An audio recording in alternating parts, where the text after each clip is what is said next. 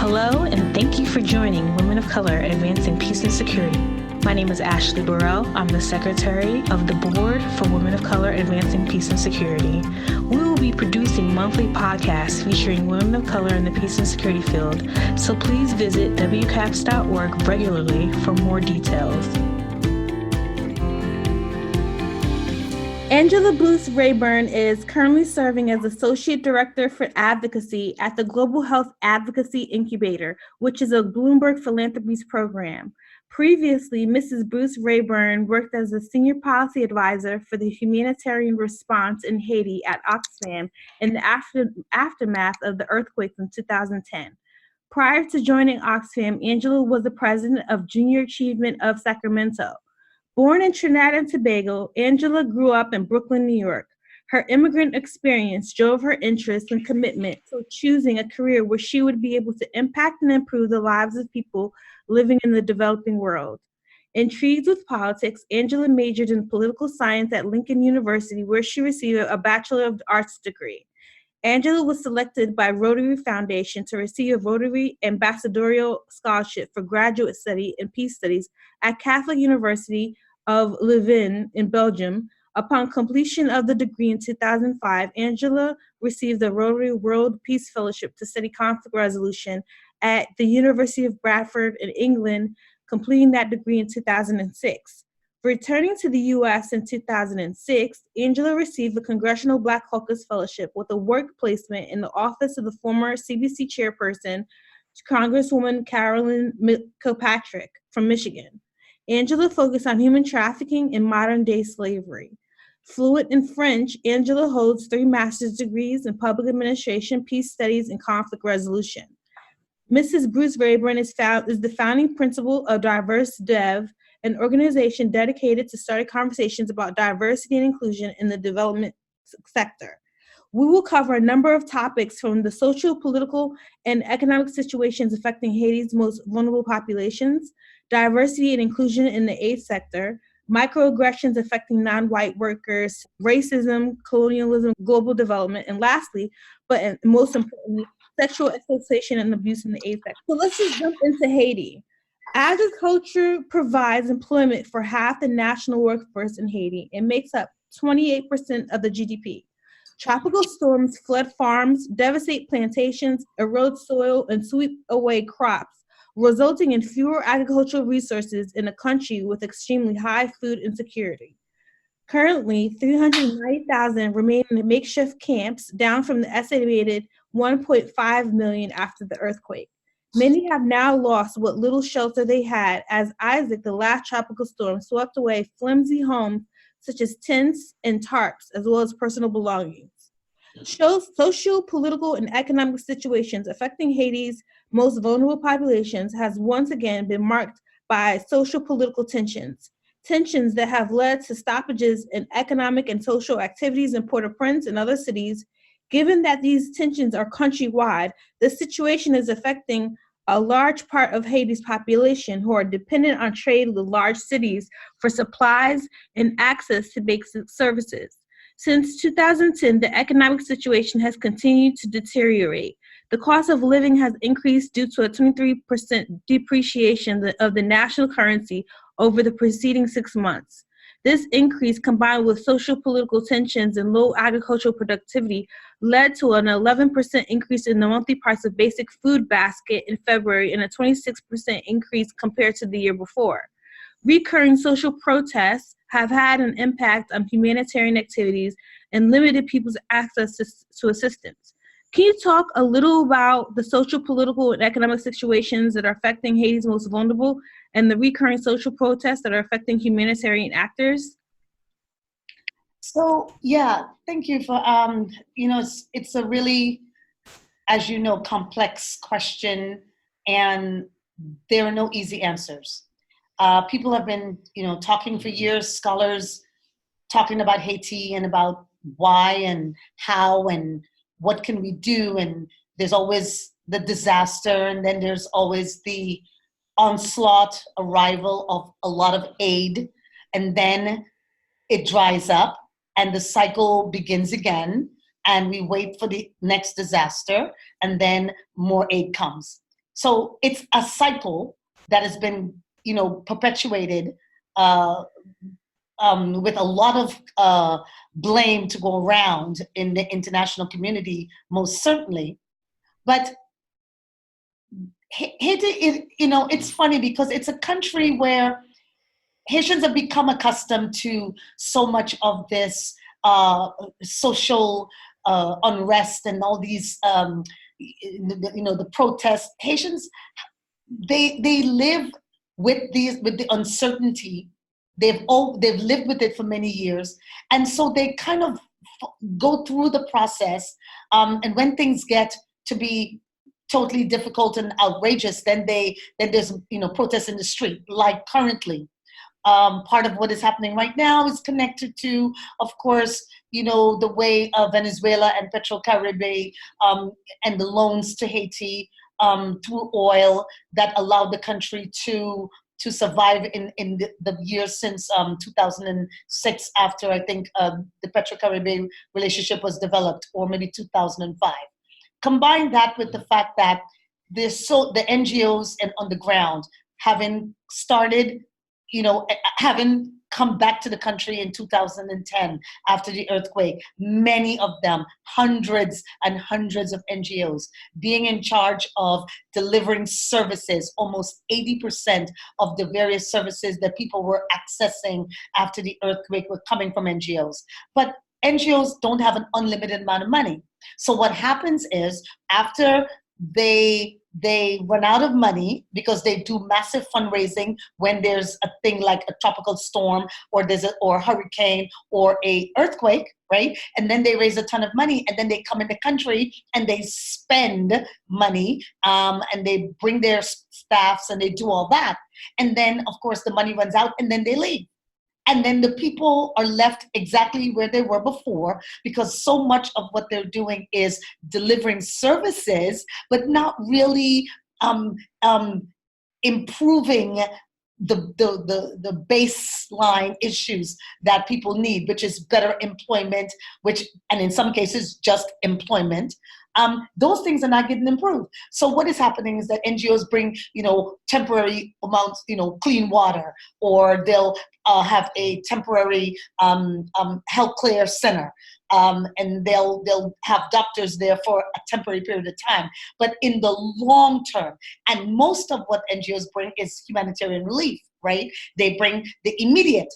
What needs to happen right now? Right now, we need to save lives. We need to make sure people get access to water. We need to access food. We need to make sure the kids are going to school and not living not running in the streets in the daytime. We need to do that. And so people come in doing humanitarian things. But when the conversation shifts, and it always shifts to development, right, which is longer term, that's when the conversation gets complex. So combine these things, the problems that's stemming from the way Venezuela has deteriorated as well, and the problems with PetroCaribe money, the corruption in terms of the Senate report that was just issued, talking about the corruption and how much money that the president has taken, or allegedly taken.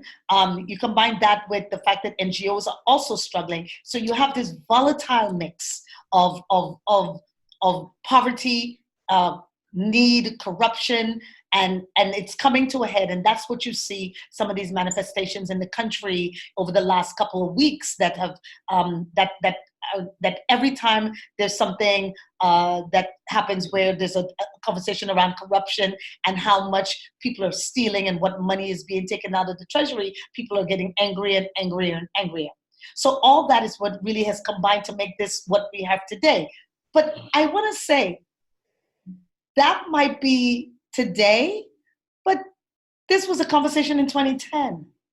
It was a conversation in 1995. It was a conversation in 1985, 1980. This is an ongoing, cyclical issue that we come up against it and we talk about it. So the question, so what are the solutions, right? How do we even come to a point where we can make heads or tails about what's going on in Haiti, and how can we help? As a person who, my first opinion about all that would be, I feel that Haitian people have their own, they know what they need in their country. And I've often felt that the NGOs and the arrival of foreign people in the country has exacerbated the problems as well. Because NGOs and foreign people come with their ideas about what needs to happen without real voice given to Haitian people. So even in how to solve their own problems, Haitian people have really struggled in terms of how they're viewed and perceived by the international community and by people coming into their countries. So my first opinion about that is that Haitian people need to be at the forefront of this conversation, because of the conversation around corruption that has been so problematic in the country. Has created this idea in the international community that corruption is so endemic in the country that nothing can happen because of the corruption. I say to that is not fair or accurate in many ways, and that the international community has to accept that these people know what's best for them, and how can they're the ones that need to drive the changes in their country. So I guess a long answer, and I'm just to say that we have talked about this over the last 50 years. So I say now that any solution, we have to change the paradigm about how we talk about Haiti, how we work in Haiti. This idea that you come down here, you bring your money for 6 months to a year to 2 years, then when the money dries up, you run back out. That development model has not worked in Haiti. It has been actually a disaster for the country, and it's not. And the international community has to accept that, and Haitian people as well. Haitian government has to reject this kind of short-sighted arrangement that we have had with this country for so many years. Okay, thank you for that. That's excellent. I had a few follow-up questions, but it seemed like you answered a few of those.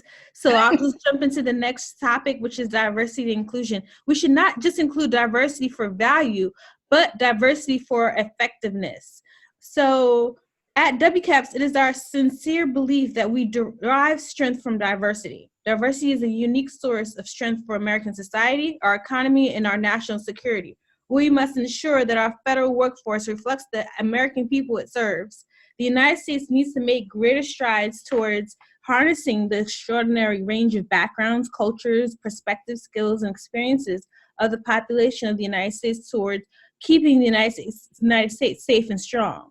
The 2015 National Security Strategy recognized that the diversity of the national security workforce of the United States is a strategic asset that enhances the ability of the United States to lead on the global stage. In March 2011, the Military Leadership Diversity Commission demonstrated that minorities and women are still underrepresented among the top leadership of the armed forces as compared with the members they lead.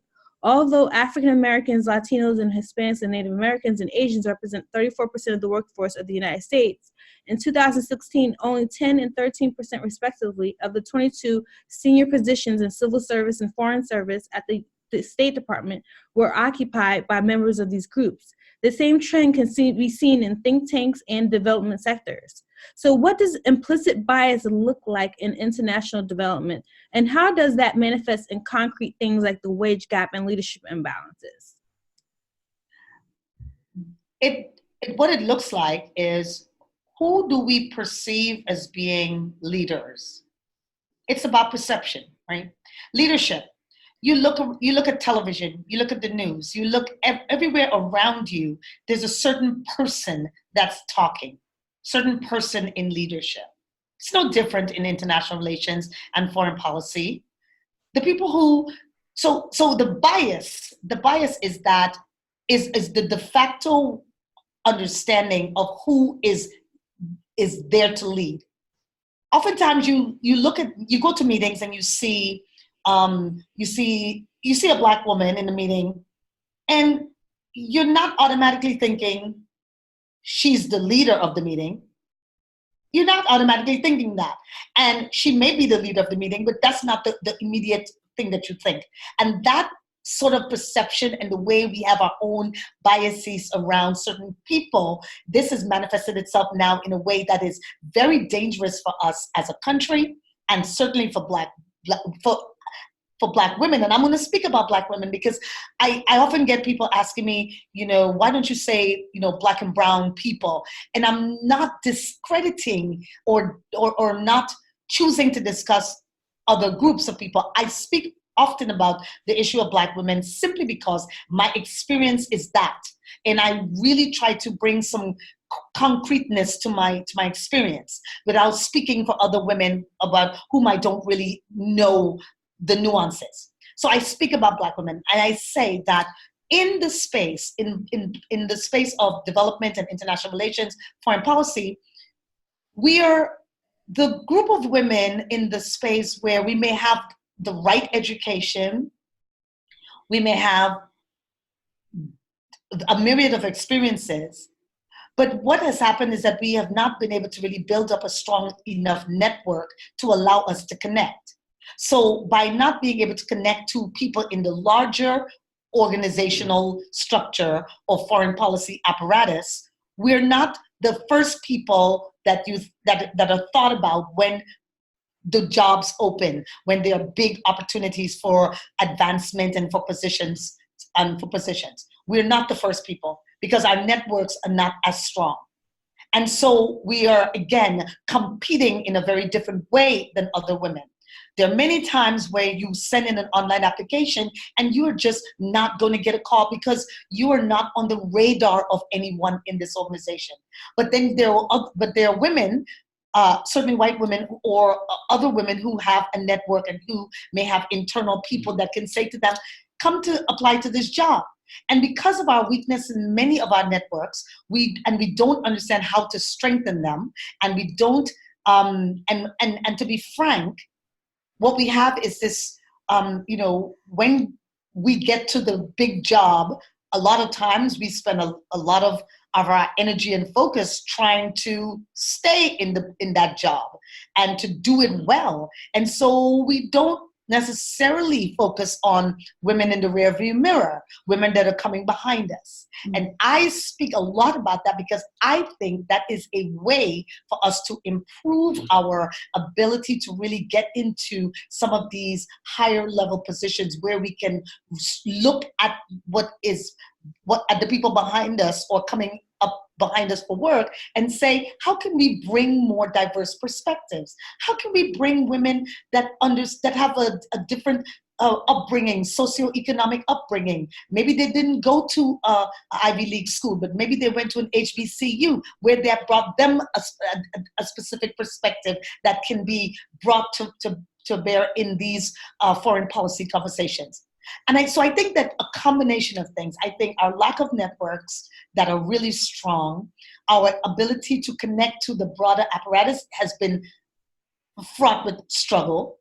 And I think that not always being clear about, who, the best degrees or the best schools, and how do we get into the best academic institutions, and what does it take to get into these institutions? And when you come out, how do we connect to the networks that these institutions really, foster?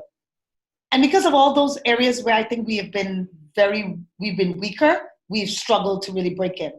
And you see it right now, you see it manifesting itself in the fact that we currently have a president that tells 4 congresswomen that they need to go back to where they came from. So you think about what that means in a global way, right? You think about all the people around the world who hears this comment and they're looking at these Black women and they're thinking, go back to where you came from, which is where exactly? Is it the Bronx? Is it Michigan? Where are we speaking about? And what does that mean when you say that? And how, and all the racist tropes that come from that. And so you see how Black women are constantly playing this kind of catch up, right? And when they get into Congress, then they're also bombarded by this new level of racism that comes their way. And so we constantly are in a fight, in a battle to be accepted, to be respected, to be treated fairly, to be treated with equal pay. and this current situation with the president just really underscores how vulnerable we are when you have congresswomen being the subject of this kind of attack. Can you imagine someone like these congresswomen and then a Black woman like me or like you or other women listening to this without the notoriety and all that of congresswomen? Picture how they live in the workplace when they're constantly fed this kind of these kinds of racist tropes and all that. So I say we have to make an intentional plan. We have to be purposeful about how we bring other women into the field, and certainly Black women need to really step up their game when it comes to net building and creating and nurturing the network. Yeah, I definitely agree with you. And I think WCAPS has really done an excellent job and continues to do a great job of really bringing that network together and harnessing all of our different expertise and backgrounds to really bring us to the forefront and having us network with other organizations in the DC area. So I think it's a conversation definitely that needs to continue to happen. I agree. Recently, WCAPS released a letter denouncing President Trump's statements about the 4 congresswomen. So I read it. Great. I'm glad you had a chance to read that. I hope others will read that as well. So moving on, you've written a few op-ed pieces on the topic of diversity and inclusion, including your piece titled, "But Wait Until They See Your Black Face." Now, I had the opportunity of reading that, and I also read some of the comments that came out after that. So can you explain what prompted you to write the op-ed piece specifically, and how you blog illuminating something that is symptomatic of a broader problem? Right. So "Wait Until They See Your Black Face" was a joke between my husband and me, because before LinkedIn, we used to always, in the old days when you would send out your resume, and they would see, you speak fluent French, and okay, and my name is just, pretty nondescript, and then my husband and I would send out a resume, and I'd get a call on the phone, before LinkedIn, and you would say, and the person would say, we can't wait to meet you, wow, your resume is so impressive, and I'd get all that. And then I'd show up, and my husband would say, "Man, wait till they see your black face." And we thought, for us, it was just a funny thing for us. But it hit me that I struggled to break into international relations. I had 3 master's degrees. My French is fluent. I took internships all over the place because I was trying to get the right resume. And it occurred to me one day that no matter what I did, my resume was just not ever going to be right, because I feel that this blackface impacted me. And so I wanted to write about the experience of trying to beat the application tracking system. And then I had volunteered in Haiti after the earthquake. I had written my dissertation for graduate school on Haiti. So I felt that when this job came open at Oxfam, I felt I was really qualified, because other than the fact that I was not Haitian, but I was from the Caribbean, and I felt that that gave me some kind of insight into that part of the world. And so it occurred to me that I was going to this interview with people who had been in Haiti for a week, with people who had an internship in some organization and went to Haiti, and that were nowhere near as knowledgeable or vested in what happened in that country more than me. And it struck me as one of those moments when I thought, I should write about this. And so I wrote it because I wanted to talk to other women, sisters like me, who had the education, had the foreign language, had everything, and yet they just could not break in. And why couldn't they break in? What was the reason behind some of these kinds of things that you don't really understand, you can't really put your finger on? So I decided that I wanted to write about it. And that's where it came from. And yes, a lot of comments. People, so I got two sets of comments, right? I got comments from Black women globally who wrote to me from I'm talking from the Caribbean. That article single-handedly brought me, I would say, 200 new friends on LinkedIn, new connections. Easily. Women writing me who had read the DevEx article and saying, what you said exactly was my feeling. And it really made me realize that I had touched on a nerve. Because what happens with us is, I think, is that we get silent. We get silenced because we don't want to be whiny. We don't want to be complainers. So instead of calling it what it is, we're quiet, right? Because we don't want to say, wait a minute, why am I in this conversation with you, and you've been to Haiti for a week, and you know nothing about the country, you haven't learned anything about the country, about the language, about the people. When these NGOs go down there, a lot of times these people stay behind their big gate, in the houses that they are renting. They don't go outside. They don't go to the market. They don't know anything about Haitian people or what people or the lives of the people beyond just the sort of superficial. So I was a little offended by that when I was in Haiti, to be honest, right? When I was in Haiti, I was irritated by meeting these, young, and I'm not trying to put young people down, but I'm saying I met the 25-year-old woman who was in Haiti for a week. And now she gets to write a big story about Haiti. And then she gets to come back to her home. And next thing you know, she's working for a congresswoman or a senator or the UN or whatever. And I'm thinking, how do you make that leap? Seriously. So because of that, I felt compelled to really put some words to my feeling, which was a lot, back then it was a lot of anxiety about it, to put some words to what I thought it was, which was this kind of systematic exclusionary practice that exists in international development, where certain people are country directors, mostly white males. I know these people. I saw them in Haiti, driving around in the big NGO trucks, going to the best restaurants in the country, eating at the best places, doing all of that. That's what I saw.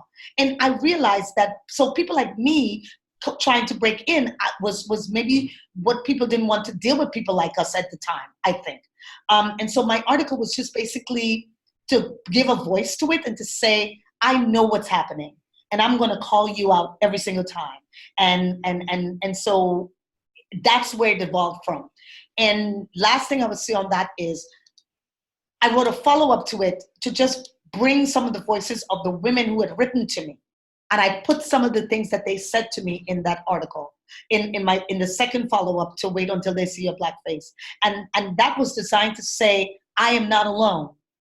I have sisters from around the world who wrote to me and said, thank you. Thank you for putting a voice to our what we think, but we don't want to be whiny. We don't want to be complaining. We don't want to say anything because we don't want to appear as though we're using the race card. I got all those kinds of comments from women around the world saying that if you say that, people are going to accuse you of using the race card. And you know what I thought? Let them. I don't care at this point, because I feel like there's something happening here that has prevented us from really being in the field in a more visible way. And I wanted to call it what it was. That's excellent. So this is a field where getting along leads to advancement. Everyone is trying to get along all the time. As a person of color, it is a double-edged sword. We are laden with negative stereotypes that we encounter regularly. If you are a minority and you are in a position of leadership, the challenge of sitting at the head of the table is if you are a minority and you take a risk and you fail, you're paying a price not just for yourself, but for others that look like you if you fail. Your risk aversion is much higher in a world where leadership is rewarding innovation, entrepreneurship, risk-taking. As a minority, you don't have that margin of error. Failure from minority could risk your career. should we really look at what leadership means and what leadership looks like?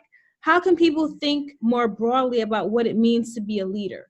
How do you get introduced? How do you get noticed? How do you get past these setbacks? Right.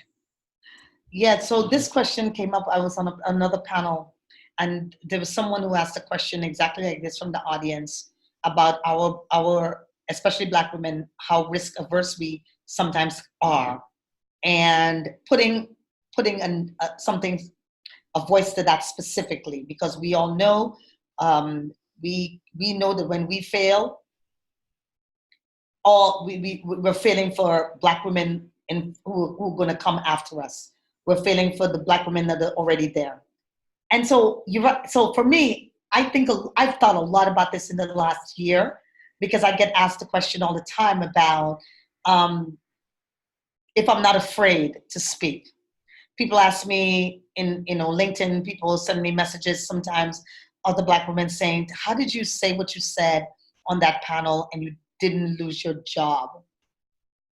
And I had to, before I got asked that question, I didn't really I didn't even really think about it a lot.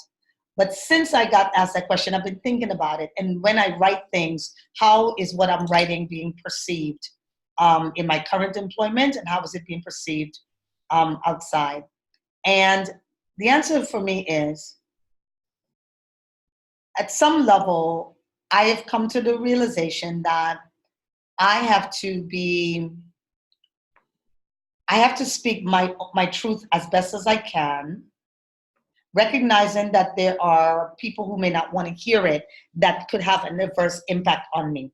But I've been thinking that recently, that every day that I say something that I feel needs to be said, I am paying some gratitude to women who came before me. I'm paying gratitude to people like, Harriet Tubman, for example. And I only use her because I feel like reading about her makes me think that if I'm so worried about my future, what must it have been like for someone like that, worrying about how do they stay alive in a time where she, being murdered or anything happening to her was very easy to happen. So I've been thinking about that, and that's now, and I'm not young either, right? Meaning that I'm not at the beginning of my career, and I feel like I feel like a lot of my time is already passed, and I feel like now I owe myself, but I owe my women in my age group, and I owe young women who are going to come behind me to not be afraid about anything at this point, because I realize that I've already lost a lot of time, and so many things I've written now that I thought back in 2010 or that I thought back in 1995 that I didn't write, because I didn't even understand that I had the voice. I didn't. I feel like this last few years, I really realized that I have the voice, that it's my turn to make my statement, and to make it because there are women who've made it before me, who allowed me to even be standing right here, right now.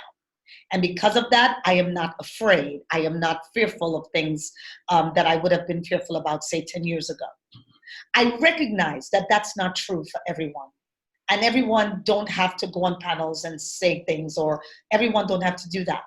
But what you can do in your own small way in terms of leadership, and you don't have to be at the top of the organization to make this decision, in my opinion. But when if you're the Black woman and you're in the hiring position, say you are on a hiring team, be the person that can look at the resumes. Be so even if you're not the last person, be the person who can advocate to bring in this one resume right here that may not have every single thing that they want, but that there's potential there. You have opportunities to make a difference in the lives of people every day, and you need to take them. So maybe my opportunity is that I can write fairly well, and I'm older, and I feel like it's the point in my life when I should be saying what I'm thinking about this work and why it matters as a Black woman from the Caribbean, why I feel like I need to be very clear about what I feel. That's my role. But maybe the role of the admin person in some office is different. But I feel like we can't sit back and just say that we're not at the table without understanding that at various levels, we can have an impact. So that's what leadership is for me now. And even in my small way, because I don't consider myself in any way to have done anything extraordinary in the space. But what I realize is that by being able to write and say these things, what I've done is open a conversation where other women say, yeah, that's exactly what I was thinking. And so now that I know that that thing is not just me being whiny and complaining, let me open my mouth in my office, right? So I feel like that's my contribution, and that's what I think leadership might look like, and how we redefine what our leadership roles might be. Okay. And one more thing to say about that, just one more thing. I think that we need to also push back on what, this idea of, white male leadership, right? The Steve Jobs kind of model, right? This idea that you got to be mean and bad and you got to do this and that. I want to also talk about leadership that is rooted in a culture of care, a culture of caring about individuals and people in these countries, and speaking beyond just the work that we do, but also creating opportunities for people in these countries that we want to work in to hear what is happening with them, what is happening in their space. How is it impacting the work that they do, right? And creating something more than just, ticking the box in the work that we do, right? So that's my kind of small contribution to all of that. Mm-hmm. Well, that's excellent. So what would be your advice to young women of color who are interested in or just entering the fields of foreign policy, peace and security, and conflict transformation? I tell them connect to organizations like WCAPS and Black Women in Development, and connect to them and be open. Hear how other women in the field have gotten in. And I would tell them, make friends, make connections with people who, when jobs come open, people are thinking, you know what, I met this young lady at this event. I'm gonna send her the job description and see if she's interested. Be understanding that you might have to take internships that may not be you may not see it as a fast track to where you want to be, but sometimes those internships get you in the door. That's what I would tell them. I tell them, don't be afraid to be bold and ask people to connect to them. I get emails all the time and LinkedIn connections from young women all across the country, as well as all over Africa and the Caribbean. And it's a basic email, a basic post that says, "Hi, Angela, I read your piece in DevEx, so I heard you on this podcast. And, can you just talk to me about," and I have committed myself to saying, absolutely, send me a resume, and I make it my responsibility, because I feel like as a Black woman, I did not have that when I was coming into the space, and I struggled. And now that I am in the space, I feel it is absolutely an imperative. The people like me who are in the space, and I'm not in the CEO position. I have a very good position. I have a great job, but I just want to be the person who's going to constantly look at the resume. I'm going to respond to you and say, I think your resume looks really good, or maybe you need to change this or tweak that. There's a job opening in my office. Maybe you need to take a look at it. I'll take your resume to the hiring manager. That is what my commitment has been. And I tell young women, don't be hesitant to email and write and post and comment to people and ask other women to help you, or other Black women to help you, because I think that is what we need to do. Yes, I agree with you. Definitely agree with you. Well, thank you so much for your time. This has been excellent. I hope everyone enjoys this podcast. And thank you, Angela, once again. Thank you so much for asking me to be here. I appreciate it, and all the work that you're doing.